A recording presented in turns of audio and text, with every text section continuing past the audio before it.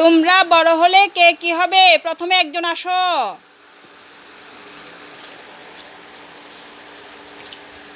বলো। ও বাবা, তাই? আচ্ছা যাও, আরেকজন চলে আসো।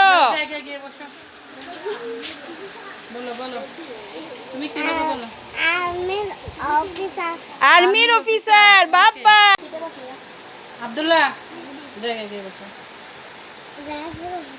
র্যাফের অফিসার। ও বাবা, কি হবা? হ্যাঁ,